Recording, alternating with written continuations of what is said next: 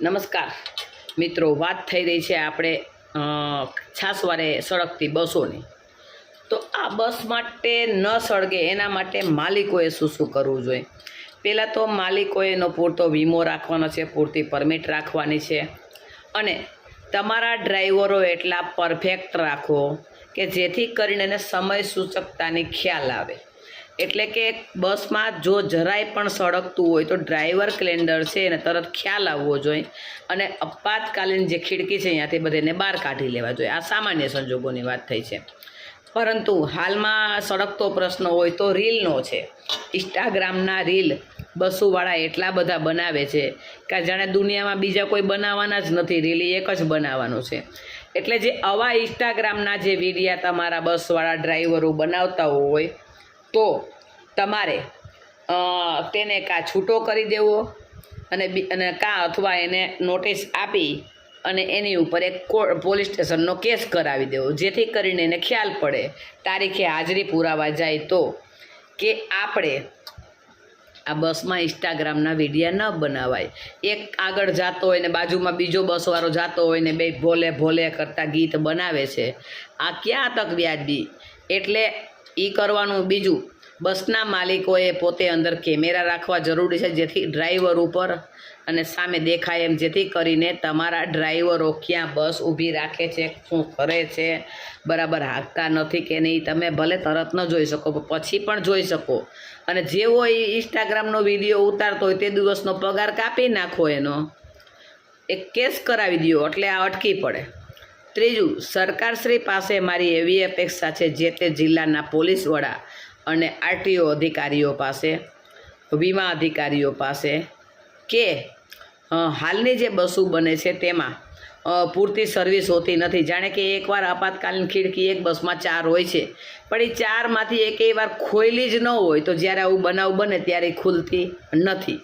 તો ખાલી રેકર્ડ ઉપર ચેક નથી કરવાનું આરટીઓવાળાએ, ખાલી પૈસામાં ધ્યાન નથી દેવાનું કોઈ પણ, એને ચેકિંગ કરવાનું છે બરાબર.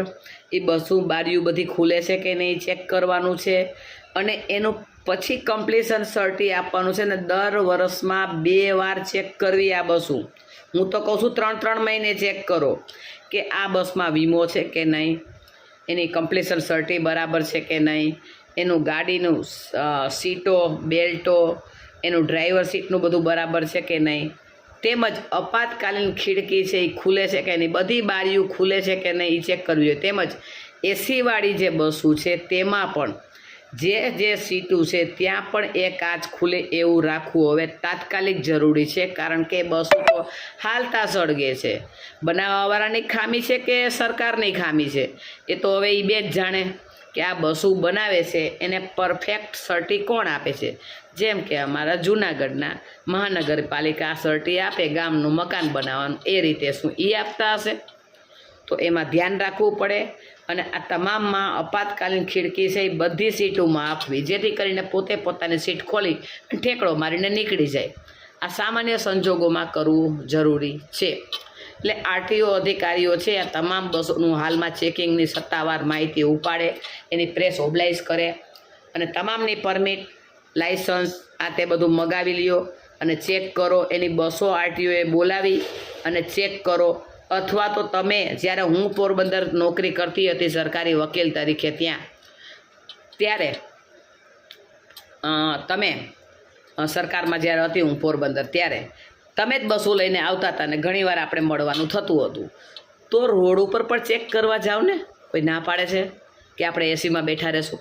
સરકારનો પરિપત્ર છે કે એસીમાં બેઠા રહેવા કરતાં જનતાની ભલાઈનું કામ કરીએ, કારણ કે આપણે પગાર લઈએ છીએ. તો આ કામ તાત્કાલિક ચાલુ કરી દઈ. ઓન વે પણ આ બસનું ચેકિંગ કરો, સીટો ખુલે છે કે નહીં જુઓ, બારીઓ ખુલે છે કે નહીં જુઓ, ડ્રાઈવરોની સાઈડમાં જેટલા ઇન્ક્લુડ આવતા હોય પરફેક્ટ એ જુઓ, બધી બારીઓ તાત્કાલિક ખુલી જવી જોઈએ, અને તમામની પરમિટો વેરિફિકેશન થઈ જવી જોઈએ, વીમા વેરિફિકેશન, એ બધી જવાબદારી તમારી છે. જનતાની નથી. વીમો ઉતારવો એ બધું આરટીઓનું ચેકિંગમાં આવે છે. એટલે આરટીઓ એ ખાસ જરૂરી છે. માત્ર ખાલી જગ્યા નથી કરવાનું. આપણે નરસિંહ મહેતાના ચોરે જાય અને ગીત ગાય ઓહો આહા કરીએ એ નથી કરવાનું. જે કરવાનું છે એ કરો. નકર હવે સરકારશ્રી પાસે મારી અપેક્ષા છે કે આરટીઓ વાળાએ જો એ સર્ટી ચેકિંગ કરીને એને ના આપ્યું હોય તો આરટીઓ ઓફિસરના જે તે ગામના જે તે જગ્યાની બસ હોય તેના પગારમાંથી તે આરટીઓ ઓફિસરને પણ ગુનેગાર બનાવો. આવી બસો સળગે છે અને આવા આરોપીઓ બને છે, એમાં આરટીઓ ઓફિસર પણ જનભાગીદાર બને છે, તો તેને પણ એમાં આરોપી બનાવો એવી મારી સરકારશ્રી પાસે અપેક્ષા છે.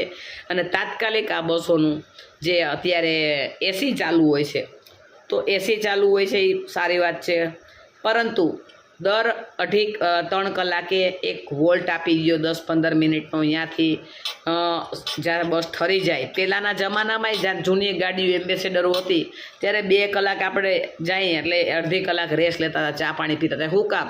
કે ગાડી ગરમ ન થઈ જાય એના માટે. પણ હવે તો હાઈલા જ જાય છે એસયુ છે એટલે. અને ફોન ચાલુ. અરે ભાઈ, તારે એટલા બધા ફોન હોય તો તું ઘરે બેસને ડ્રાઇવિંગ શું કામ કરસ? એટલે કોઈ પણ જનતા જ્યારે બસમાં સવારી કરે છે ત્યારે કોઈ પણ માણસ જ્યારે બસમાં ડ્રાઈવર સીટ ઉપર હોય અને જો ગાડી હાંકતો હોય અને મોબાઈલ ચાલુ હોય તો તમે અવશ્ય એનો વિડીયો ઉતારીને વાયરલ કરો. તમે કર્યો છે કે નહીં? મેં તો અવશ્ય કરેલો છે. હું તો ઘણીવાર કરું પણ છું, લોંગ રૂટમાં જાઉં છું ત્યારે.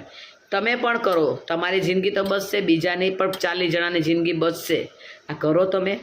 એટલે મારી સરકારશ્રી પાસે અપેક્ષા છે કે આ જે વોલ્ટના પણ એમાં એને આપો કે અમુક જગ્યાએ 3 કલાકે એને બસ વોલ્ટ કરે, જેથી કરીને લાંબા રૂટની બસ છે એવી રીતે ગરમ ન થઈ જાય અને હાવ સળગી ન પડે. તેમજ રોડ ઉપર જે ડામર પાથરવામાં આવે છે તે ડામરની પણ ચેક કરાવવું જોઈએ, જેથી કરીને બસ અમુક વખતે ખાડામાં સ્લીપ થઈ જાય છે, ડામર ઓગળી જાય છે તડકાના કારણે. તો આ પણ જે તે મહાનગરપાલિકા પંચાયતે પણ વર્ષને જ્યારે ઉનાળો આવે છે ત્યારે તેનું ગુણવત્તા ધોરણ ચેક કરવું જોઈએ કે ડામરનો રોડ છે એ બરાબર છે કે નહીં. માત્ર આપણે પંચાયતમાં પ્રમુખ બની જશું એટલે તમારું કાર્ય પૂરું થઈ જાય છે? જનતા મરે છે તમારા એરિયામાં ત્યારે તમારી કંઈ ફરજ નથી કે તમારા રોડ બરાબર હોવા જોઈએ? પછી જૂનાગઢ હોય, મેંદેડા હોય, અમદાવાદ હોય કે બરોડા હોય, જે તે પંચાયત પાલિકાની જવાબદારી છે. એટલે સરકારશ્રી આ પરિપત્ર તાત્કાલિક બહાર પાડે અને જે તે એરિયાના રોડ ખરાબ હોય તેને પણ આમાં લોકભાગીદારી હિસાબે તેને પણ આરોપી બનાવો કે ભાઈ 20% છે એને પૈસા ભરવાના બસ એક્સિડન્ટ થાય ત્યારે, કારણ કે એના રોડ ખરાબ છે. આ બધા પરિપત્ર સાથે કરશું ત્યારે આ બસના અકસ્માત અટકશે. બસ માલિકની તો ઘણી બધી જવાબદારીઓ છે જ.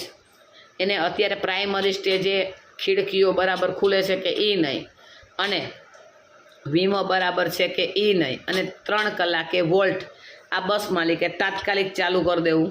આરટીઓ વાળા પણ પોતાનું ચેકિંગ ચાલુ કરી દે અને સરકારશ્રી પરિપત્ર બહાર પાડે. આવી સરકારશ્રી પાસે, જનતા પાસે જનહિત માટે બસોમાં એક્સિડન્ટ ન થાય તેના માટે મારી અપેક્ષા છે. તો પ્લીઝ આમાં આગળ કરી અમારા વિડીયો શેર કરો, લાઈક કરો અને સબસ્ક્રાઈબ કરો અને લોકોની જિંદગી બચાવો એવી મારી અરજ છે. Dharmishtha Joshi, advocate and notary, Junagadh. અસ્તુ.